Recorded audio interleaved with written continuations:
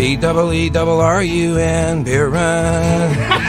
B-double-E-double-R-U-N, beer run. All we need is a 10 and a 5 or a car and a key and a sober driver. B-double-E-double-R-U-N, beer run.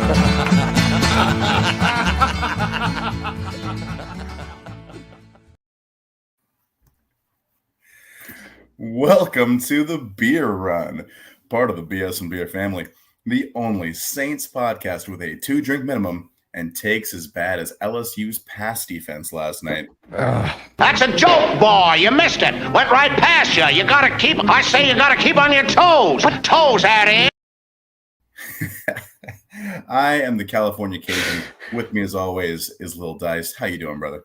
Craig, that pass defense from LSU really got me feeling down here, bro. You know what, man? It is week 1 of the NFL season. This is our first show of the season. Yes. We're going to do this for the next 17 weeks minimum. This is fun. I'm already past LSU. Got my Saints stuff on. I'm ready. I'm hoodatting until someone shuts me up, man. I'm ready. Let's do this. Let's do it, man. Referees, get out there, spot the ball. Let's get this thing going. First down, Saints. Craig, as usual, on first down, we got to talk beer. So what you drinking, bro? I am local today, my friend. I got Urban South Brewery. This is the Paradise Park. It is a nice little American lager. It's light and it's fresh. We're recording a little early today. This is today's Labor Day. We're getting a head start on the day, and I can't do my usual kick you in the teeth IPAs at 11 a.m. or my wife will kick me out of the house. So we're going a little bit light today. It's crisp, it's light, it's fresh. It's got little pink flamingos on the can, but the most important thing on this show is how does it sound? Okay. Oh, it sounds good too. Yeah, okay. That's a nice pop here to kick off the show, bro. Like that's a solid beer, nice and low ABV, keep you nice and calm. You know, this is poolside beer right here. I'm not to pause this show. Go hit the pool real quick. This is some poolside beer. How about you, brother? What you drinking? I feel you, man. We're just going with the normal bud today. Keeping it a little light, because it's early. So I got some fantasy drafts coming up, Craig. Okay, I gotta be a commissioner. I can't just chill. Okay, I got roped into one at 9 p.m. tonight. So I'm having a beer now. I'm gonna have a beer. That means I gotta have some levels of beer for the next 10 hours, and that's just exhausting. Yeah, there you go. So football season's back, though. We got to get this thing going, man. That's what we doing. Second down. All right, it's second down, Craig. And we never got a chance to talk about the roster. So we had our cut downs, surprise cuts, everything like that. How do you feel overall about the roster? Man, I feel worse about it than I did before cuts. Is that weird? Right. I liked having 90 guys more than I liked having 53. The Jalen Smith thing worried me when he didn't make the 53, but we got him on practice squad, so it worked out. But that freaks me out. I think that he's going to be an important part of this team. Yes. I hate the Roby move. I know it saves money, and I know the guys are really high on Taylor and everything like that. But Roby was that slot corner, and that's something that can be exploited. Maybe not the first couple of weeks, looking at the matchups, but eventually, people are going to hit us with that third wide receiver, and it concerns me. Hopefully Taylor's the guy, but Lattimore gets hurt a lot. Adebo gets hurt a lot, and all this Taylor's going to be on the outside sooner rather than later. And now we got Ugo Amadi doing the slot. We got Matthew trying to cover the slot. It makes me nervous. So that's definitely a concern for me too, man. Because listen, I saw a lot of Taylor in the slot, and I also saw him get burned very badly in the slot. You're not wrong. It makes me nervous. And I know everybody. You listen to other Saints podcasts, and they will tell you that he's the best thing that's ever happened to anyone in the world ever. And man, he's just not there yet. And maybe he will be. He's quick and he's twitchy, and he's got some length and everything like that. But those are outside corner, characteristics. I'm concerned about him playing the slot full time, and that's what we got now. So So that makes me nervous. The Roby thing, the Smith thing makes me nervous. I like that Jimmy made it. Just from even if there was someone, even if Kroll was better, I want Jimmy on this team. If he dunks and if he scores a touchdown and dunks in the dome, it's going to bring the roof in, and I cannot wait for it. I need it so bad. Craig is willing to sacrifice a roster spot, whatever money it costs. He just wants to see this dunk. Correct. Yes. Especially on the I Falcons. don't care what it takes. I understand, Craig. I understand. Yeah. Listen, my other concern about releasing Roby was it was just a couple years ago we traded a third-round pick for him. Third-round pick. Mm-hmm. Like we can't just. Well, I mean, he was good, for that. So if you're spending a third-round pick on a couple of years of serviceable corner, but that's the thing. I think is his paycheck demanded, being an outside guy, and he wasn't that guy. Yeah. So no, I get it. I mean, I understand the move. I just hate it, and I wouldn't have done it. But maybe I wouldn't have paid him that much in the first place if he wasn't playing outside. I don't know. It's just it's a tough situation. Well, he had restructured his contract before, like took a pay cut, and then asked him to do it again. Like, I'd be like, screw you too. Speaking of guys asked to take a pay cut, Will Lutz took a pay cut to stay in New Orleans, right? And now he plays for the Broncos. Exactly. There's no loyalty here, bro. It's business, man. You don't talk to me about corporations. Don't give a damn about you. The Saints is a corporation, brother. They don't give a damn about you neither. If you ain't gonna help them win games, how do you feel about Groupie winning the kicking job? I was also surprised by that. Look, when I looked at the stats, I thought Gillikin was still the better putter. None of them were consistent, and that's the overall problem with them. And so I just thought you stick with what you know. But hey, they went a different direction. I'm not going to be upset either way with that. I still think we end up picking up a punter from somewhere else. Maybe during the season, and that's going to be the guy we roll with. You got to love the story of Lou Headley, though, right? Oh, absolutely. Australian, owned a tattoo shop in Bali. When he started playing football, he's 30 years old. We went with the rookie over Gillikin, and the rookie was 4 years older than 4 years older. That's right. It's a great story and everything. He doesn't look like a punter. He's tatted head to toe. He's huge. He's like 6'4", 260. He's a big dude.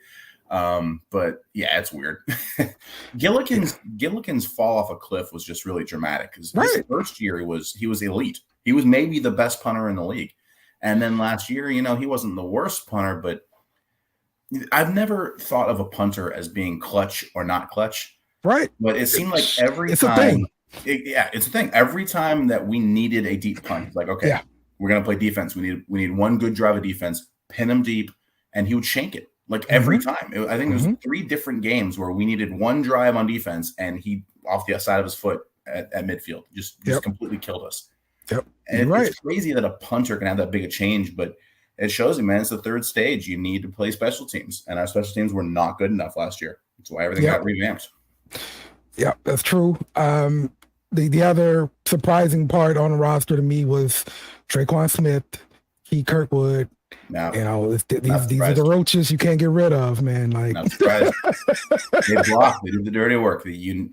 Look. So other more informed podcasts have said this before, but I will echo it because they're right. Your top 3 receivers are your best 3 receivers. Yeah, receivers 4, 5, 6 have jobs. Yeah, you might have better receivers than 4, 5, 6, but 4, 5, 6 block and they run those rub routes. And they get the dirty work, and they can contribute on special teams. And even if, Shaq Davis is a better receiver than Kirkwood, than Traquan Smith, and I don't know that he is. Traquan Smith is fine, completely serviceable. He's fine. If they don't do that dirty work, they don't make the roster. Period. That's it. See, I'm just surprised that Keith Kirkwood got into that dirty work mold. Mm-hmm. Like he just out the blue came out of he's that guy now. He wasn't good enough to be a skill guy, and now he's a dirty work guy. You got to adjust your game, man. Yeah, you're right. You're right. And you want to stay in the league. The only touchdown pass that Derek Carr threw in the preseason, Keith Kirkwood. Yeah, I'm for it, man. You're right. Running back. a very big concern for me for this game. Jamal Williams is going to lead the way. Kendrick Miller is banged up with this hamstring. He may or may not play, but other than that, you got Kirk Merritt, and that's the only other guy to go to. So and he's a converted wide receiver.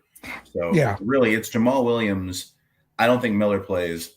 Tony Jones Jr. probably gets called up. Yeah. Running back was such a strength a week ago. Yeah. Right. And now Miller's hurt. Kamara's suspended. We're going to be pulling up Tony Jones Jr. Jamal Williams was a workhorse in Detroit. He did a lot of dirty work, took a lot of carries. If he can do that for a few weeks and we can get by, that's what we signed him for. You know what I mean? But it's a lot to ask to give him 30 carries week one. And okay, well, we also run the ball with Taysom Hill. Cool. Taysom Hill came back from injury like 2 days ago. So I don't want to give him 10 carries either. How do you protect guys already this early in the season? We're going to have to spread it out. And the Titans are good at defending, the pass. They got pass rushers. They got safeties. This is hard. It's a bad matchup early on. I don't like it. I don't like it because of all of the Tulane fans coming after me because we got Miller instead of Tajay Spears because Miller was the safer pick. And now Tajay looks awesome and Miller's on the bench. And I hate it. Oh, this is the game, Craig. Miller better do something.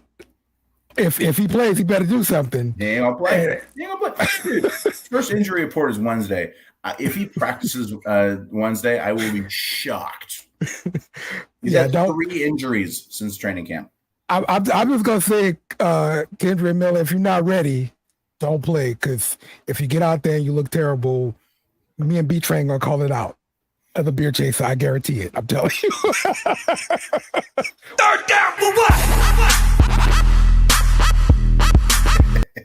Joining us today, that's right. We're hanging out with somebody. We've got our Titans fans. Tawnie, how you doing? Good. How are you guys doing? Oh, good. Oh, good. It's so good to have somebody hanging out with us. I get tired of hanging out with Craig. But as Saints fans are usually LSU crossover fans, we're not doing great. Don't let them tell them you're doing good today. Today is not a good day for us. Oh man, it's okay. We at least football. Well, NFL starts this week, so we're good. You have something. That's right. That's right. The NFL season kicks off this week, and of course, we are a Saints podcast, and we are going deep into the Titans versus the Saints. We have a 3-point spread. The Saints are favored by 3. The over/under is 41 points. So, Tawnie, tell me, how you feeling overall about your team? I'm not sure because it just all depends on our O-line, it's completely unproven right now. We were awful last year. We have a new play caller, so maybe, but it's just unproven. So I have no idea how this is going to go. I feel good about defense. Not good about our O-line. Yeah, I was looking at the O-line. You have, 4 new starters on the O-line. It looks like you drafted a guard in the first round there as well. Yep. Yeah, so, and I think will be our shining star, which is a little scary. And then we have one of our would-be starters not eligible for the first 4 weeks for gambling. So, it's not a good start.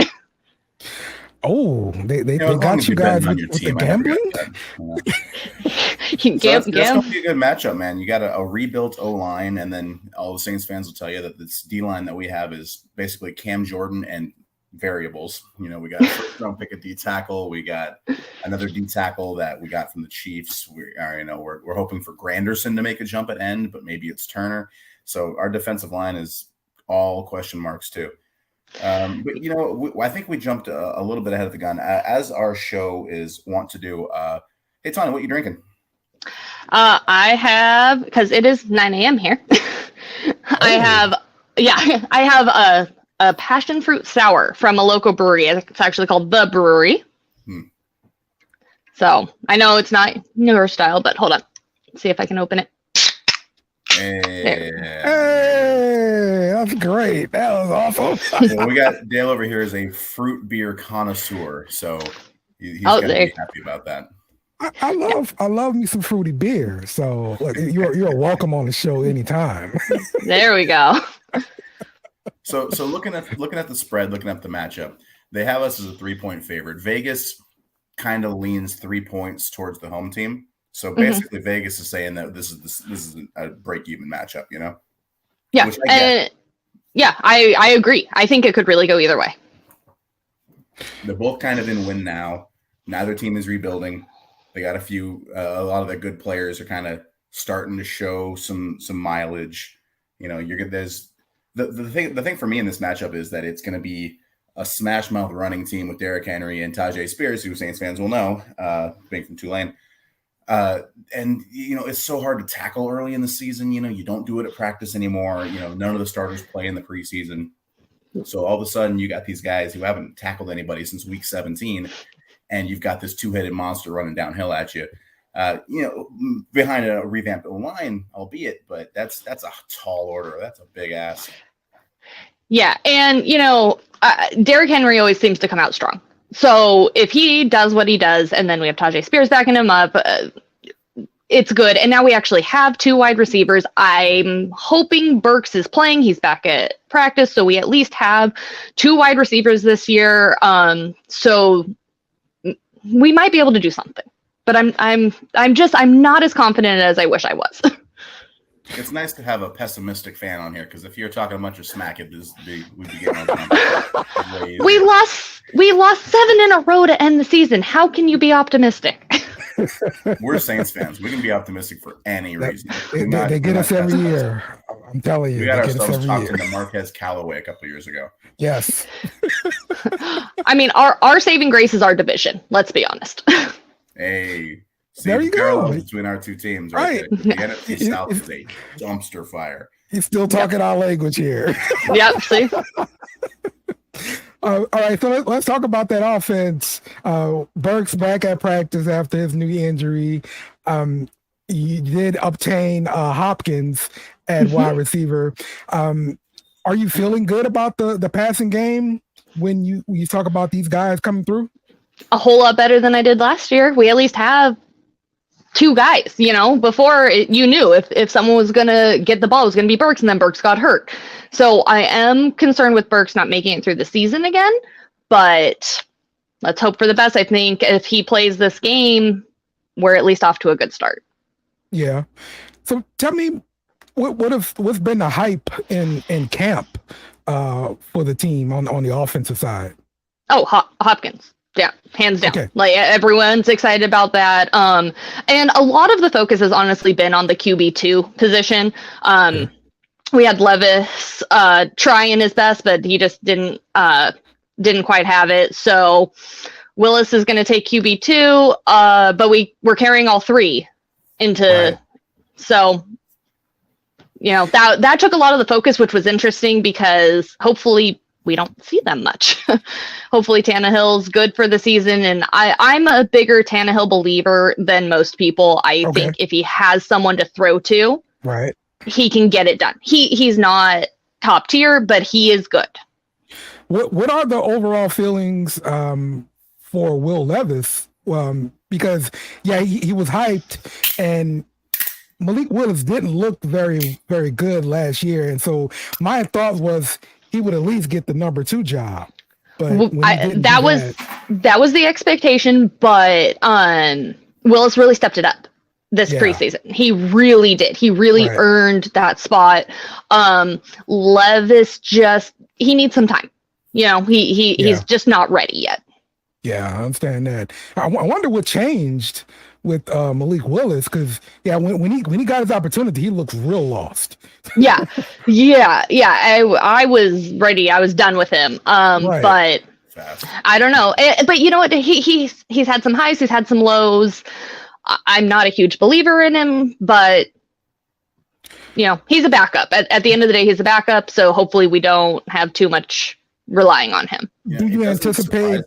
It doesn't surprise me that he made a jump in year 2, though. You have to look at the competition change from when he was playing in college. He was at Liberty, Yeah. And all of a sudden he's, practicing with, in NFL guys. And he looks lost. That jump is insane. Yeah. Do you anticipate them putting Willis in to maybe run some plays? I'm thinking as a running quarterback. I don't. They could, but I don't see that, honestly. We have a strong enough running game. I don't see them doing that a lot with him. I think it's going to be primarily Tannehill pretty much the whole time, because Tannehill can run too. Okay. And we've heard good things about Derrick Henry as far as the offseason is concerned, right? I mean, he's always ready. He's always ready. He's always working. So I have no concerns with him. He'll be banged up right after playing us. That's how it goes with the Saints. Everyone's helping for us. No one, you can the best balm in the world for any injury is playing the Saints. Let's move over to the defensive side. The defense led by Simmons there in the middle. How are you feeling about your pass rush, particularly in the combo of Landry and Key on the outside there? You know what? Our defense is solid. I out of everything, I haven't even been watching our defense in this offseason. Once I knew we signed Simmons, I was like, he's got it. He's going to control it. I'm not concerned. Out of everything, our defense is good. Yeah, that guy is a freaking beast in the middle there. Yeah. With him, and then with Byard as our safety, like they just have some leadership there, and it comes together. Out of everything, it's just like cool. We have defense. This is going to be the Jarris Bird signing for the Titans. Like, we were real excited about that too. The other surprise I had with your at inside linebacker, I saw that the team decided to go with Jack Gibbons over the 3rd round pick Monty Rice. Rice looked pretty good this previous season. I was expecting him to get the starting nod. What happened there? Do you know? I honestly don't know. Surprised, but I can't even. I have no idea what happened there. Really, I like I said, I've been focused so much on watching the offense that like when that happened, I was just like, oh, all right. Yeah. I mean, how many 3rd round picks do you expect to produce coming in to start the season? I mean, he looked good last year though, and that's why I expected him to continue that in that role as a starting linebacker there. But I mean, look, they got it's a unrestricted free agent. What, a couple years ago they brought in, and he's been looking. He's got the starting nod over Rice, and that's just surprising to me because usually, you got that young guy in there, and he started those games last year. He usually takes over the role, so that's why I was surprised with that. Yeah, Vrabel picks his favorites, and then we don't always agree with them, but it's okay. He's such a solid defensive mind that he's probably right.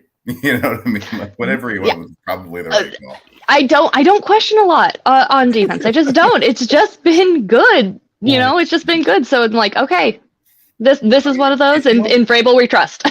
If y'all can figure it out and be real good about week 2 on, that'd be great. Maybe just work out all the rust week 1. That'd be great. Oh yeah.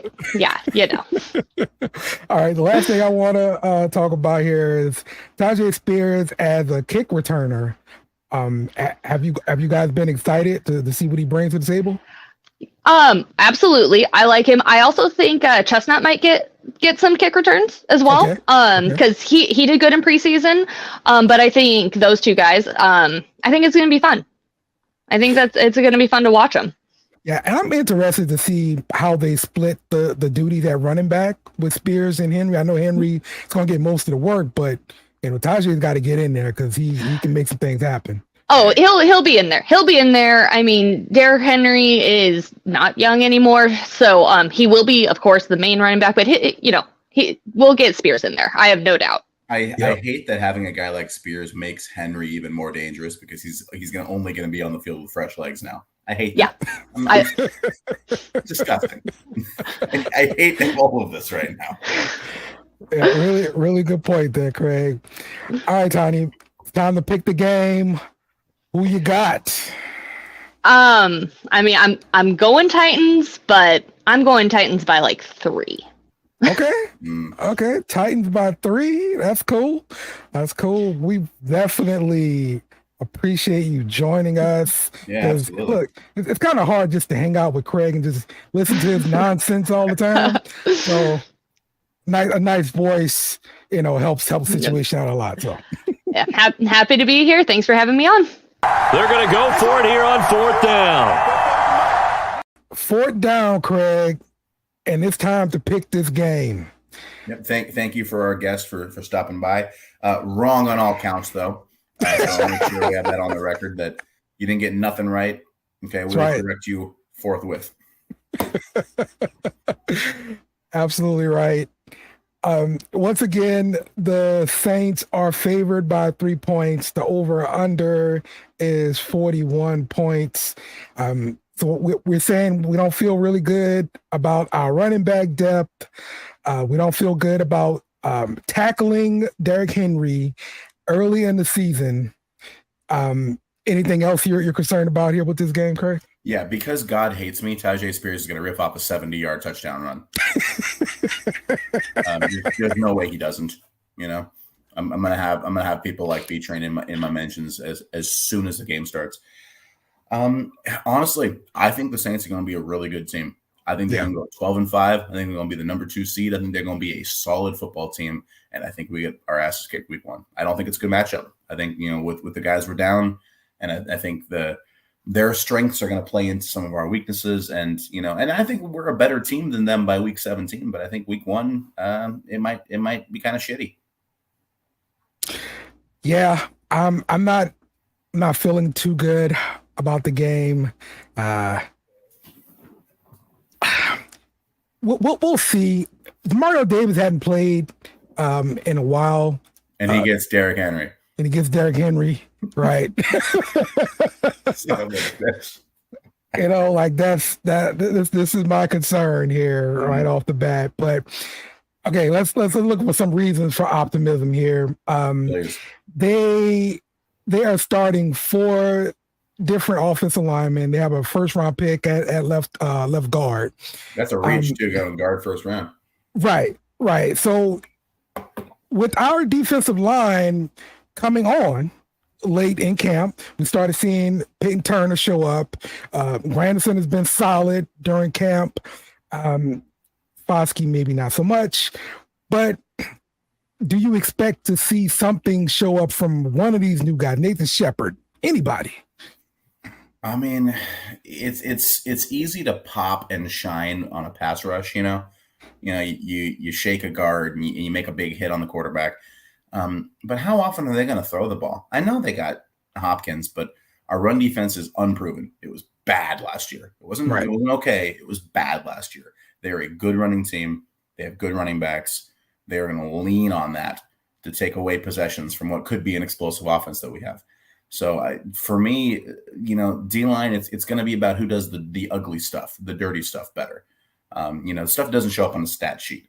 Who can chew up double teams? Who can force a pile without not get pushed downfield? Guys like Brzee, guys like Shepard, guys like Granderson. Their big plays are because they're fast, because they're athletic. Turner, Foskey, if he's even going to be active.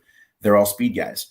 I want to see who can put their nose in the dirt, make a pile, make them bounce it out, force the issue inside. Because I'm an offensive lineman. I'll tell you right now, if I got a guy who's trying to run past me and run around me and throw a move, and we're running in the A gap, good luck. You're taking yourself out of the play immediately.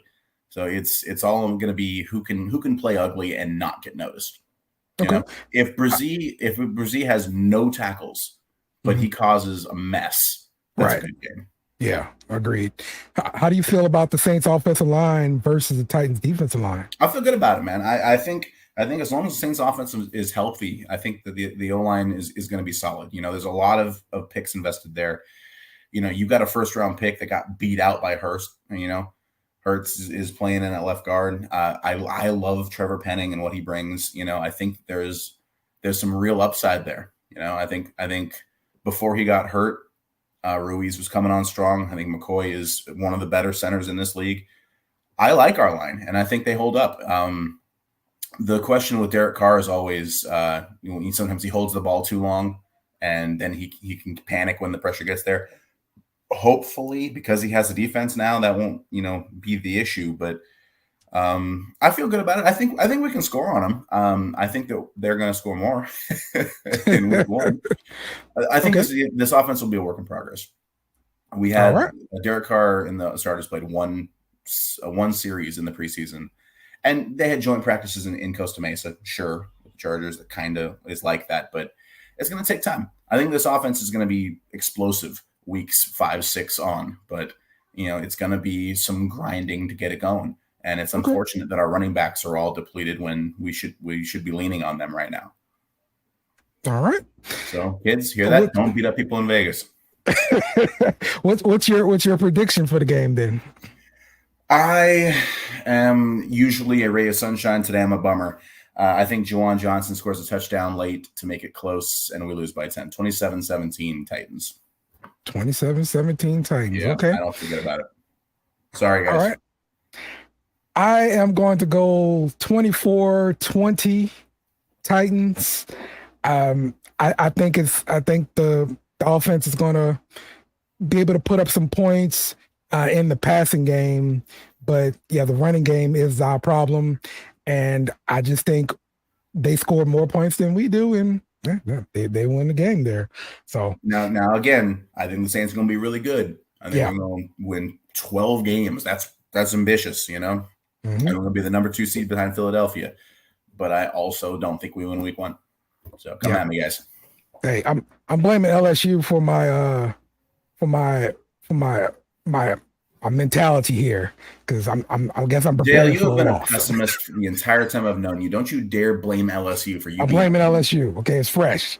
The wound is fresh. Fresh wound. Okay, well, that's gonna wrap it up for us here on the Beer Run. Look, we know you have a choice in garbage podcasts to kill 10 minutes of your life, and we're lucky that you chose us.